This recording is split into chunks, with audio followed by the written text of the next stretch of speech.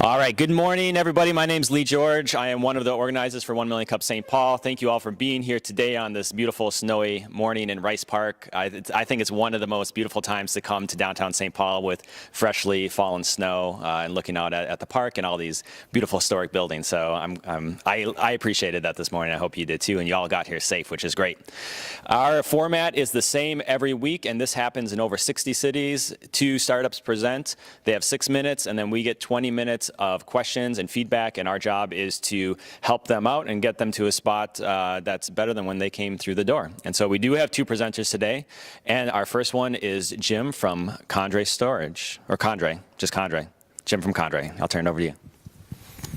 Great, thanks very much. As Lee said, my name's Jim Schaefer. I'm actually a distributor of the Duracell Cloud Storage Solution for Condre Storage. Condre created this Duracell brand name, kind of coupled it with some technology, and we'll go ahead and go through a few slides here and tell you what it's all about.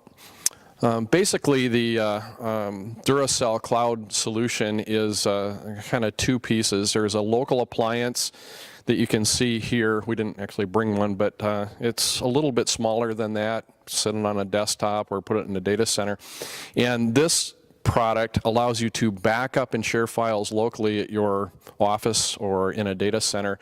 But in addition to that, after you've backed your data up to this device, it will actually sequence it up to the cloud offsite without you having to do anything other than set that schedule. So it's pretty neat that way.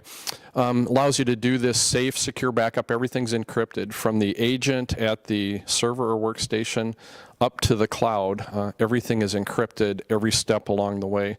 So you can have compliance with HIPAA, high-tech, PCI, any type of your IT security compliance issues.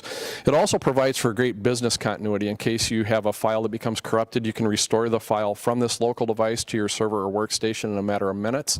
If you have a complete disaster and your entire data center gets wiped out, including this box, we can build you a new box and ship that down to you so that you'll have your data back within a matter of days instead of the weeks or months it might take to get your data back if you're restoring directly from the cloud down to your business. By the way, the software that I'm using to show you this presentation is called ClearSlide. So we're actually accessing the clearslide.com website, and it's our little slice of the pie that allows us to put slides up there and then share these slides and control the movement of the slides with a typical cell phone app. One of the big advantages of Duracell Cloud gives you little or no downtime. So if you do realize that you have, for instance, a PC that has a hard drive crash, all you have to do is replace the hard drive or go get another PC and restore your files from this local box at 1 gig speeds instead of having to worry in a cloud-only environment of downloading all of your information from the cloud. Very fast file recovery, typically a matter of minutes to get your data back should data become corrupted or lost. So my next slide here. Oh, there we go. By the way, the backup software is included with this solution. You get 20 workstation agents when you buy the subscription, and you can also buy a larger box that contains 2 file server agents. When this product was envisioned, it wasn't really a Duracell product, but the Condre folks coupled the underlying technologies with a Duracell brand name. This is one of the most recognized brand names in the world. And by the way, this product was launched and started shipping only about 6 months ago, so it is a true startup solution. How the product works, there's a Duracell appliance that sits in your data center. You can back up all of your servers, workstations, laptops. It's compatible with Windows, Linux, and Macintosh. After the backups are done on typically a daily basis to the Duracell Cloud appliance, it then gets replicated up to any mobile devices you have, but also to the Duracell Cloud, and is stored in a couple different places in the cloud. One of them is at a data center down in Iowa, and the second one is in Amazon AWS. So there's even multiple copies of your data that are stored encrypted in the quote-unquote cloud. The go-to-market strategy for the Duracell Cloud Storage Solution basically is a monthly reoccurring revenue sales model. So it's X number of dollars per customer per month.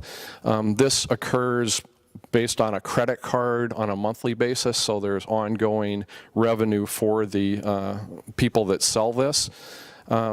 It's a multi-tiered environment. You basically have sales associates that sell to customers, and you have dealers that actually sign up sales associates, and then you have master distributors like myself that go out and try and find dealers or sales associates to sell this.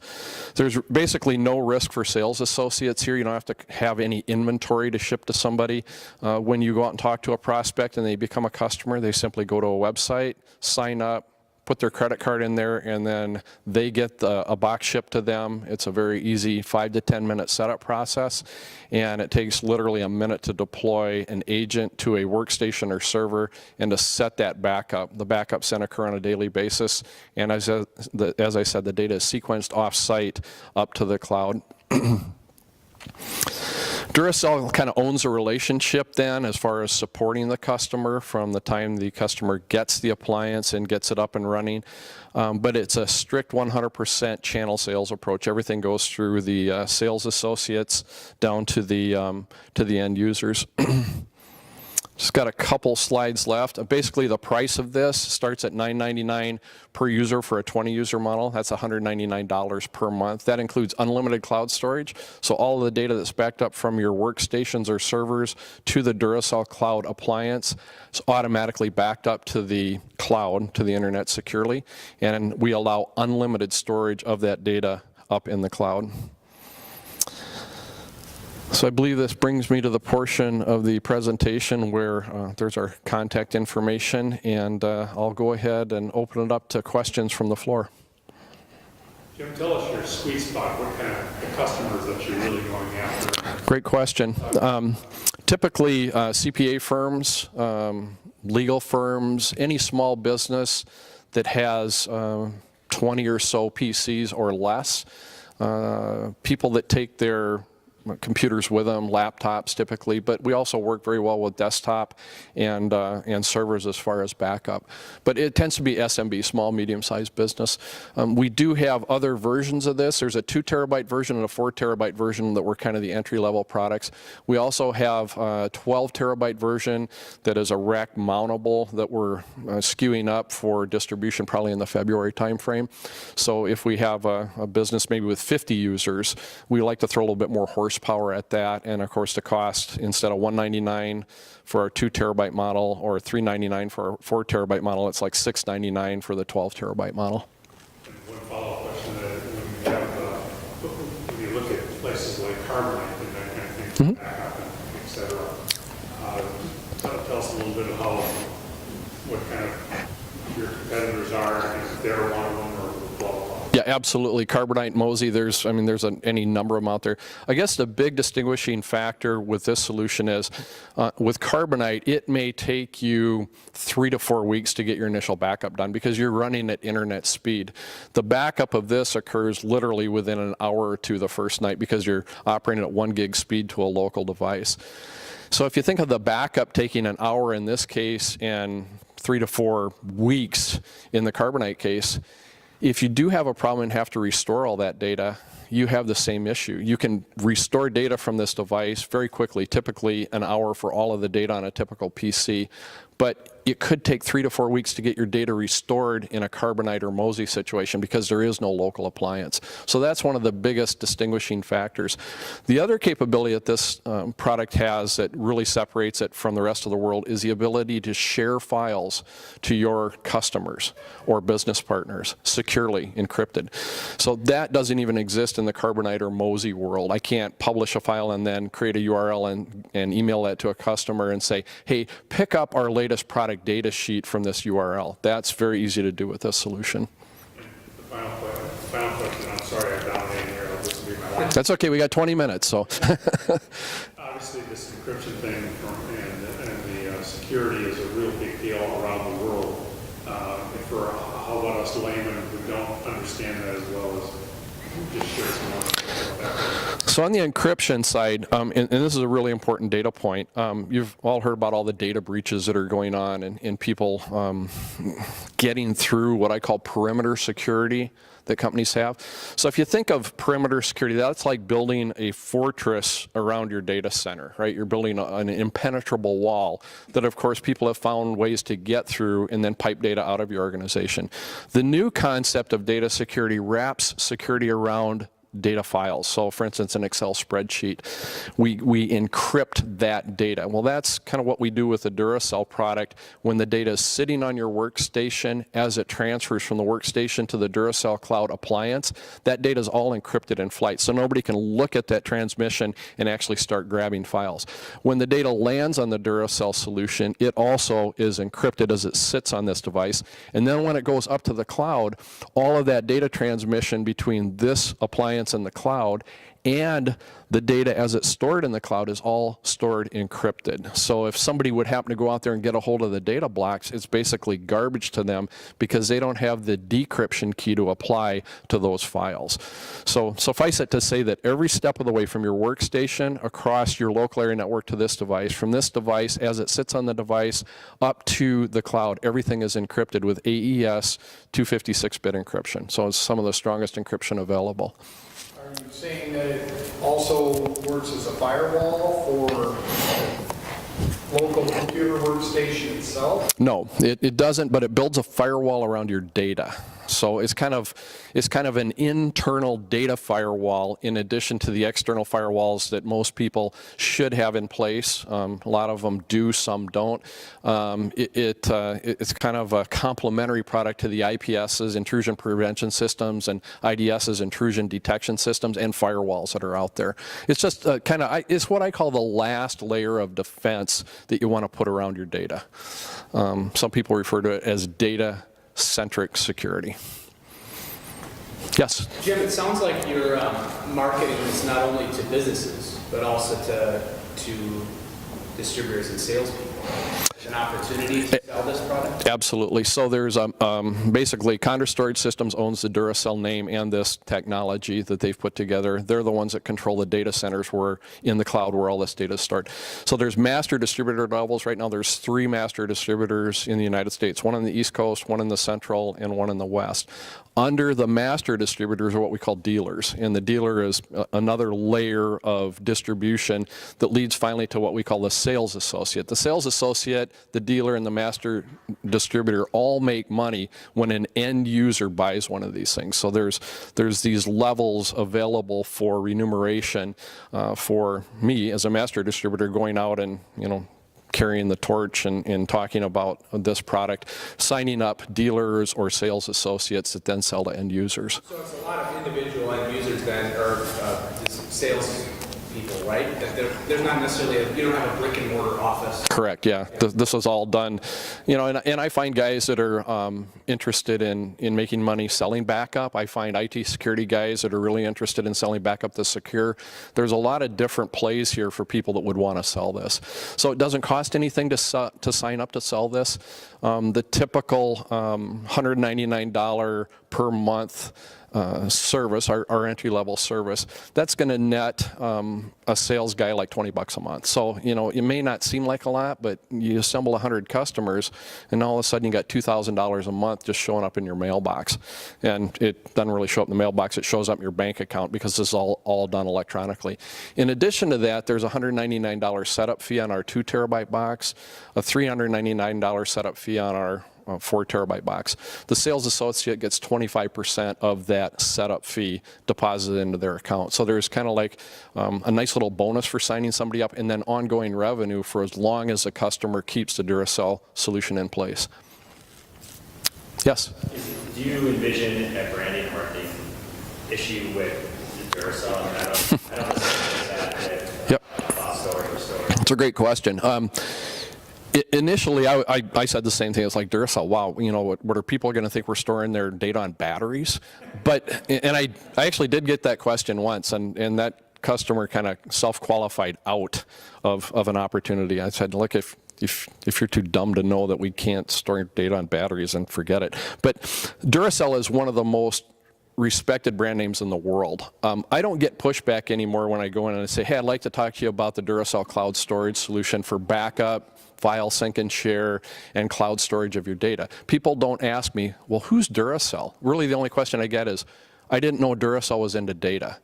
And then I explained, well, it's not really into data. They license their name to us to put on top of this great underlying technology so that we don't have to worry about explaining, XYZ backup and storage solution. It's Duracell. It's a name you can trust. Different than Harley Davidson. Yeah, different than Harley Davidson. That'd really be cool. So you said, mentioned like unlimited storage. Is it unlimited up to the 4 terabytes? Anything you can push through this 4 terabyte device up into the cloud.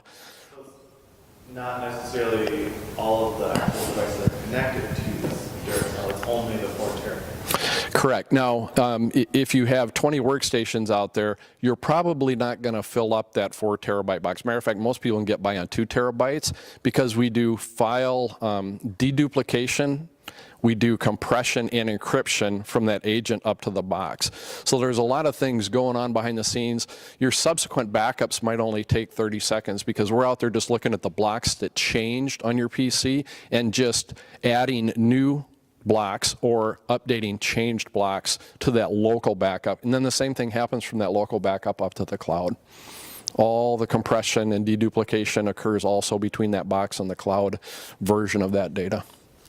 So old files or different versions of files aren't stored, or deleted files then? Deleted files aren't deleted from that local and cloud, so you can actually go and get files that have been deleted. So it does really good snapshotting and versioning of files. It keeps, I think, help me out guys, 50 iterations? Up to 1,024.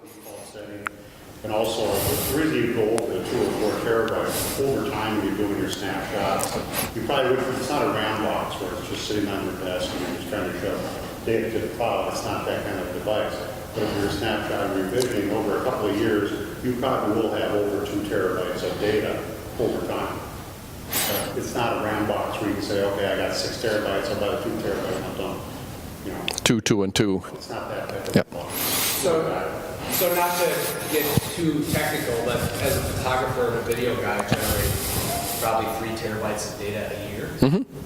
So how would that work for somebody who generates a considerable amount of data? Obviously, if you're a banker and you're developing spreadsheets or something, it's going to take you a long time to get to 4 terabytes. Yeah, and it's industry dependent. So in that situation, over the course of the year, we would put roughly 3 terabytes of data on this 4 terabyte box. The question becomes, how long do you want to keep that data around there's basic data retention policies that are set up in the box. Like we've got a HIPAA high-tech retention policy we can turn on that's 7 years. So it will keep your data up in the cloud for 7 years. It'll age off the local box, but it'll be available up there, quote unquote, in the cloud based on your retention policy. Yes? Can you pull single files or do you have to do a mass? You can pull single files, yeah. And we even have an agent, it's $49 per month for Exchange and SQL. The Exchange agent will allow you to do a brick level restore. So you can actually grab a user's mailbox and restore, instead of having to restore your entire Exchange database down to the local server. These are great questions. I tend to get a lot of really cool questions like this when I give these presentations. It never ceases to amaze me. Don? For a small business, this is not only backup, recovery, this is a full DR solution. It's a full DR solution, but it's also the ability to sync files between your desktop and your mobile devices. You get 4 mobile device licenses for each one of those 20 workstation licenses. So typically people have multiple of these. I've got an iPad and I've got an Android device and I have my iPhone. So I've got 3.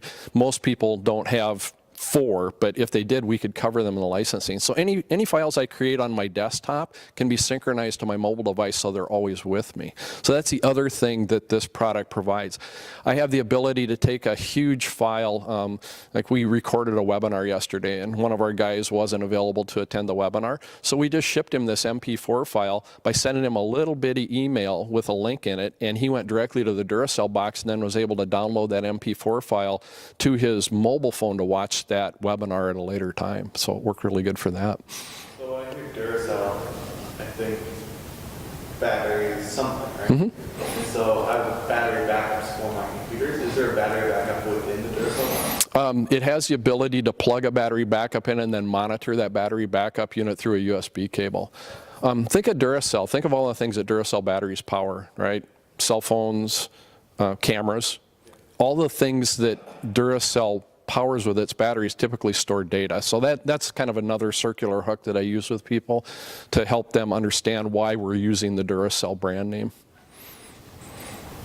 I have a question with your file sharing. So you don't actually need to have the other person have access to or be a member of the Duracell. Correct, yep. So I can send them a link that doesn't require them to authenticate to my Duracell box. It's just kind of like a wide open thing. Like if I'm sending product literature and it doesn't contain any personally identifiable information, there's really no reason to have that person quote unquote sign into the box. However, I can also set up a private link that requires them to use a user ID and password that can be authenticated against things like Active Directory, any type of LDAP enabled directory structure, so you can actually secure the data that people are picking up off your box.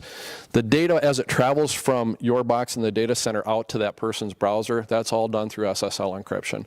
So there's an encrypted session set up. That data travels across the internet encrypted. I know Dave's got some brochures too, if or Eric does. Question? No question? Okay. The last question we always ask, and there's no other ones, is how can this community help you? Since Duracell Cloud Storage is a startup, we've only been doing this about 6 months. It's been a real challenge to get the story out there, right? We don't have millions of dollars in advertising to tell people about this great new alternative to Carbonite and Mozy and all the other, Dell Aperture, all the other types of backup solutions out there. We think this is a far superior solution because of the feature set we have in it. All we'd ask this group is to, try and find out if there's opportunities out there within your own companies or within people you talk to about backing up. I start conversations with just a simple line, how you set for backup? And that'll usually spawn a conversation where people may be backing up the tapes and they haven't tested the restorability of their data in years. So that's a really good lead in for us. Yep, thank you. Thanks, Jim. Yep, thanks. Thanks so much. Good morning, everybody. Thanks so much for coming out. My name is Nate Grahek. I founded a company called Sticky Albums for portrait photographers in 2012. I'm just going to jump in and tell you some of the story. So what we do now is we allow photographers to create a custom mobile app for each one of their clients. So we target wedding photographers, high school seniors, babies, stuff like that. And this small little detail of putting the client's face on their own application seems silly, but imagine if you're just getting married or you just had your high school senior pictures done and now you have this app on your phone that you can go show off to all your friends. And they do like crazy. They get all excited, it makes the photographer look really great and current. And every time they're showing off their app, they're promoting the photographer because the photographer gets to embed their logo and their contact information right in the top of the app. So it's been a fun ride. In 2012, I was working right across the park at Lawson Software in training and development. I was learning how to put training content on mobile devices while also doing portrait photography on the side. And I was looking for a way to get the word out. I knew that all businesses grow through word of mouth. So how can I make it easier for my clients to spread the word about me?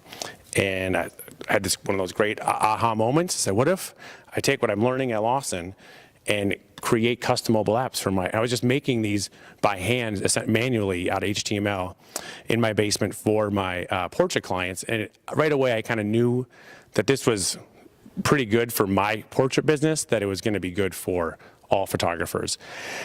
And so perfect timing, just like had my second kid and new house, and my wife's like, yeah, go for it, start a new business. Wasn't the best timing, but you're never ready, right? So I jumped in, and I was doing a lean startup without really knowing what lean startup meant. Luckily, my wife kind of just laid down the law, says you're not gonna go risk a bunch of money until we know this is a business. So I definitely remember my first customer. I just essentially put up a website and let people sign up. I had no automation. I was gonna let photographers pay me, and I would just build it in the background to test the demand for the market. And the first customer was exciting, but my wife was like, okay, what next? So then I went around and I shopped, how am I gonna make a build, or how am I gonna automate this? What does it really need to happen? And it was about $10,000 to write the first version of automation. And I definitely didn't want to risk that until I knew we had a real solution, a real problem. And so I got really lucky and found this kind of Groupon style site for photographers. And we did this great promotion, and it was probably one of the more exciting 3 days of my career. 200 people signed up, and we got $10,000 in revenue. And my wife was like, oh, cool, can I have some? I was like, no, that's going all the way to all of that's going to the developers. Because I was sitting at home, and I've saved this keyboard just for doing talks like this. So I had 200 customers then to make apps for, and I broke the copy and paste buttons on this because I was making it all by myself. In that first month, I made about 400 custom apps for my customers. And luckily, I got lucky and picked good developers, and they had the automated thing built, version 1, pretty quickly.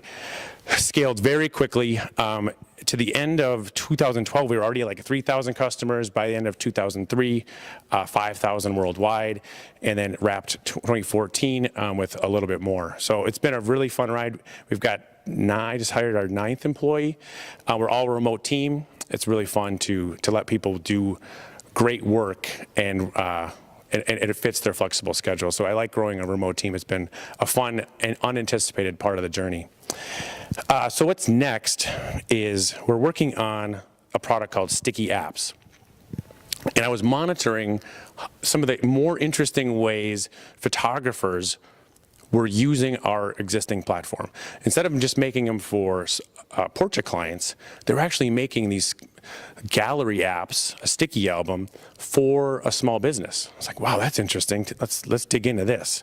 And so we took that seed of an idea and grew it into something much bigger, solving this problem that is my big hypothesis of this new business is small business websites are really bad. Oh, I've got my notes over here. So I want you guys to throw out quickly some reasons why you think small business websites are bad. If you were just to pick out a couple ideas off the top of your head, what are some of the things that drive you nuts? Not nice for SEO. Okay, no SEO, yep. Poor mobile, yep. Yeah, they're really old. They don't seamlessly go from page to page. Right. It's really hard to navigate. Yeah, way too much information, yeah. So those are some of the key problems. One big one, what about really bad photos? I found the photos are they're really pixelated, they're stretched out, they're not taken right, and they're not formatted right for the web. Yeah, right, stolen images. So what do you mean? If it's on the web, it's free, right? I just copy that. So those are some of the big bets we're making, is that the two important ways we want to fix this is small business websites are really bad on mobile. Some of them still are in Flash, which means you have no website on mobile, and we all know how big mobile is. I don't really need to make that case today. It's really bad on mobile, really bad images. Okay, so we've got a way to fix that.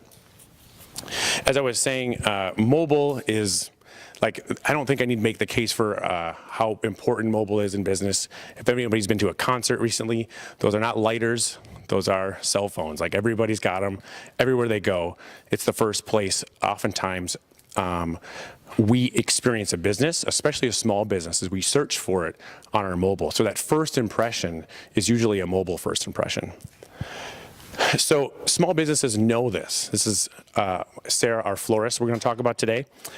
She knows that she's got a bad website, but this has happened so quickly that she can't afford a custom solution.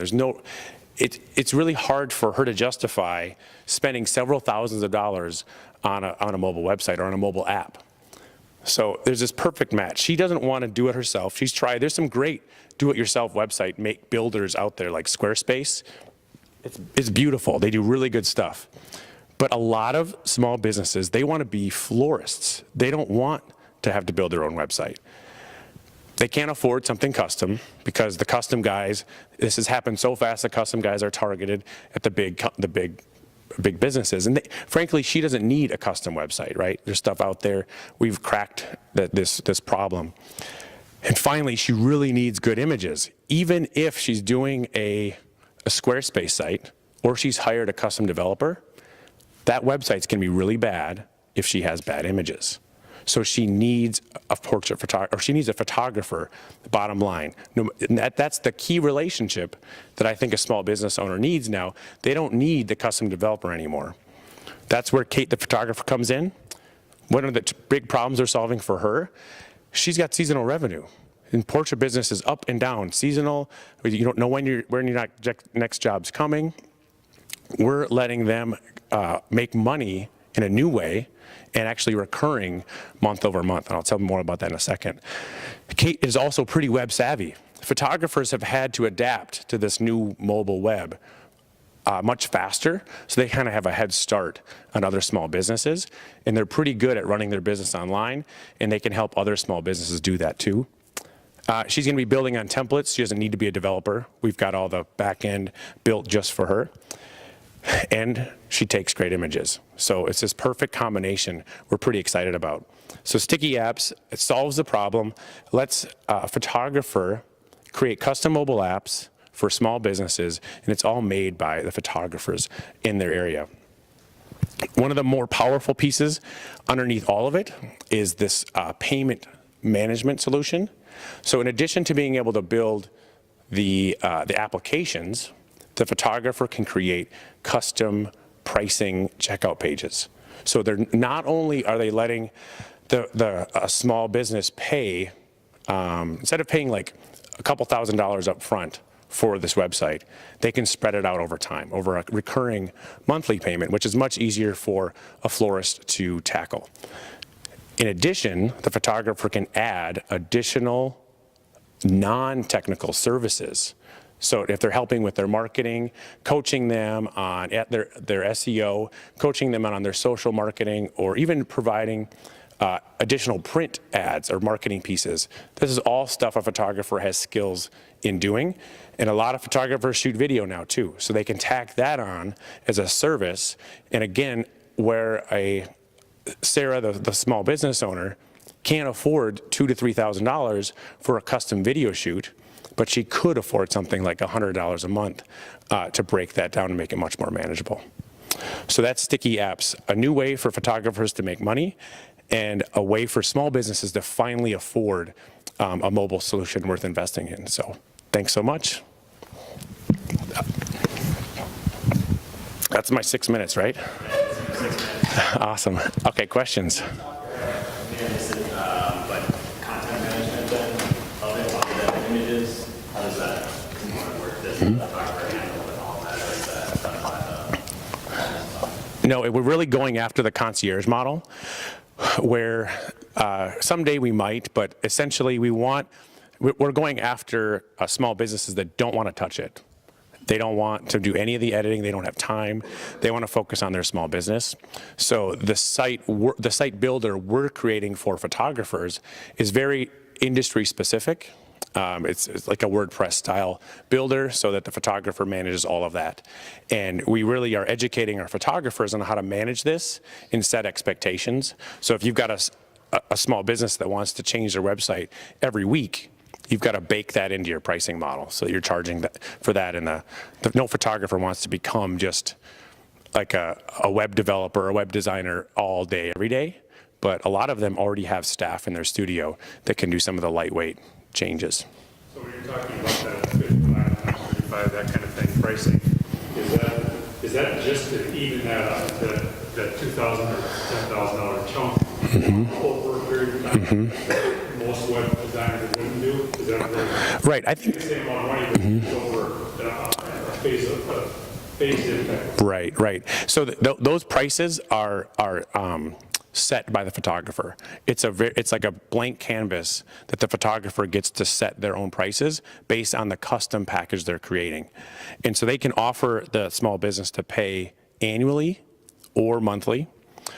They could have the first 2 years could be steeper, which includes more front-end work, and then it could trickle down to a lower recurring fee. It's all set and very flexible, decided by the photographer.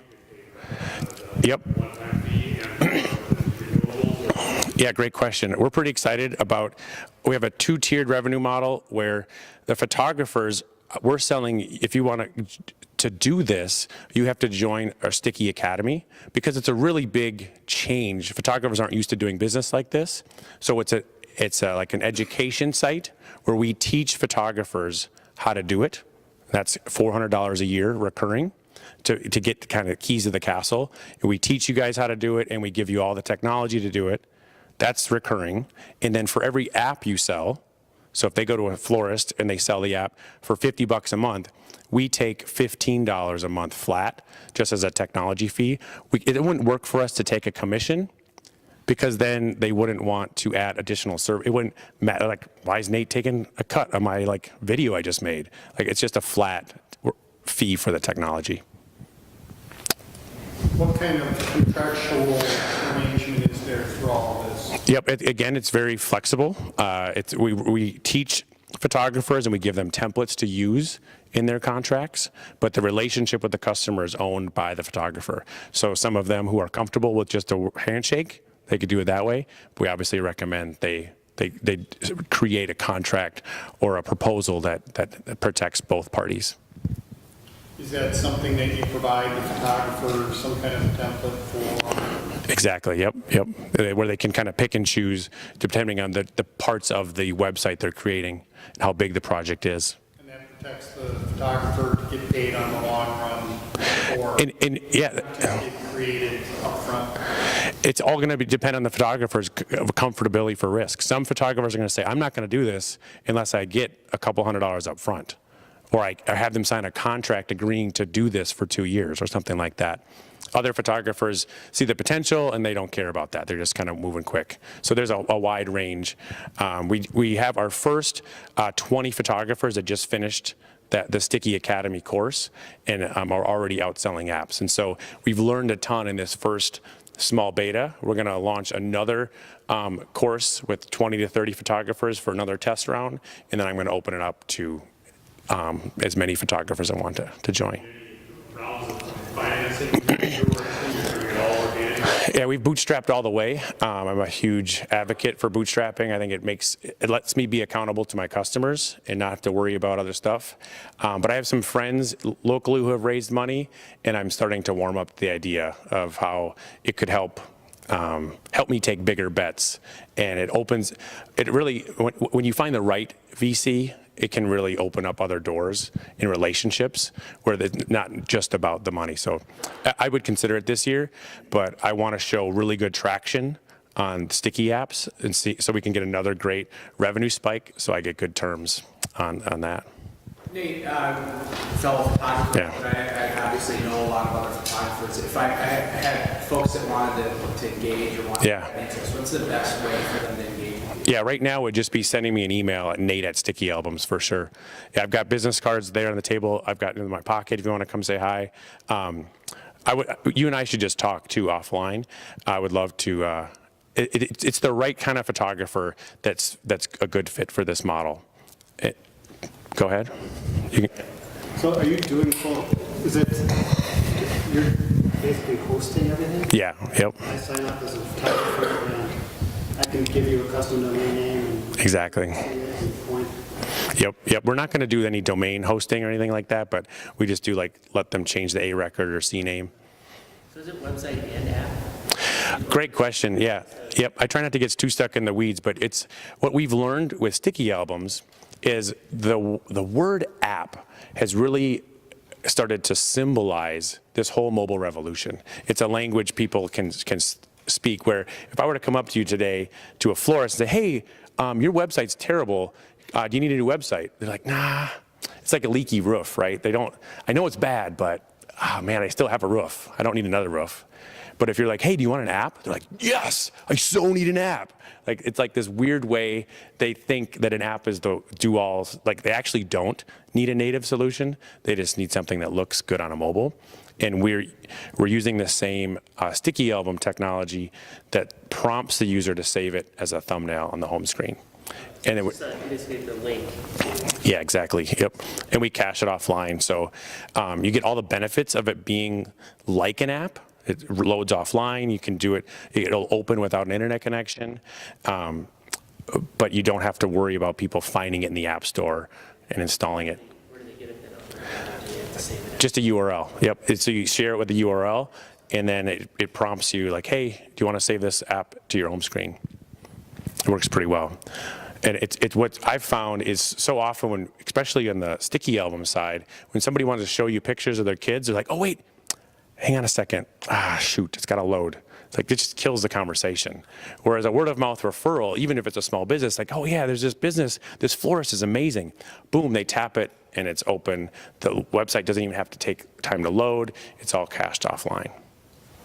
So the photographers basically become your sales force. Exactly. Yeah, I was thinking about taking this technology to other markets, but speaking to people like you and other smart people in the startup industry, my biggest asset is our 5,000 users making apps and albums around the world. And we did a very small test to 400 photographers in our customer base, and they were like, emails we got were incredible. Like, oh my God, Nate, I'm already doing stuff like this. Like, you gotta let me in. Please let me into this first course. Oh my gosh, it's really cool traction so far, just in the conversations we've had. Yeah. How do your developers feel about making something that's putting other developers on for I don't think it is. I think that they're pretty stoked. Like, developers should be working on solving bigger problems. They're really annoyed with having to like do a website for their mom or dad or their sister-in-law or whatever it is and make those updates. It's this perfect window where like the average cost for a developer, which I've learned is, oh my gosh, we've got 2.5 on our team right now, and it's such an inflated resource right now for good reason. It's what's in demand as developers, but it makes it really hard for a small business to get anything like that done. So we're hoping to do this perfect middle spot where it's a price that a small business can afford, and it's actually really good money for the photographer. You keep saying mobile. Does it do more than just mobile? Is it like a... Oh, I'm sorry. Yes, yeah, yes, it is. Yep, it's a responsive website. Yep, looks great on. Yep, good point. Sorry, I didn't show that part of it. Yep. So it looks good everywhere.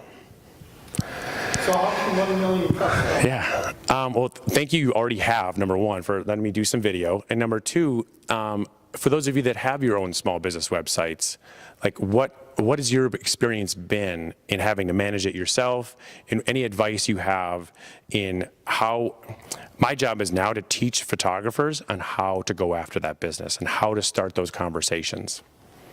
So any advice along those lines is it really helpful? Well, I guess I can speak for myself because I have a relatively bad small business website. And one of the challenges is obviously making it mobile. Mm-hmm. And as a new business myself and trying to keep costs low, which we can relate to, looking at hiring a developer to build a mobile version of my site. Right. That's sort of out of the question at this point. Right. What's something I need to do in the next year? So I guess answering that gap between the entrepreneur, the startup that's like, hey, I can get something up there, I can get an online business card up there, basically a way for people to contact me a little bit about me, but how do I adapt what I have to just making it mobile friendly without having to completely redesign or speak with a developer? Just answering that connection would be huge. Yep. In my own business. Right. I think just because you have the savviness to do it, I think that it's really paring down. What I love about mobile is it's taught us what is really needed on a website. Like when the web first happened, we're like, whoa, that's all this stuff we can do. Oh, kitchen sink, yep, put that in too. Like people need to get really clear about what's the purpose of your website. It's just to get leads, to get somebody to call you, somebody to subscribe to your newsletter. Get the rest of the other stuff out of there because they're not going to look at it. They're not going to retain any of it. So just pare it down to like a really fancy business card that's going to help you get business, and it's going to look great everywhere somebody stumbles across it. And so there's templates out there you could use. And we could talk about other ways you could take. Exactly. Good stuff. Yeah, thank you guys so much. Cheers.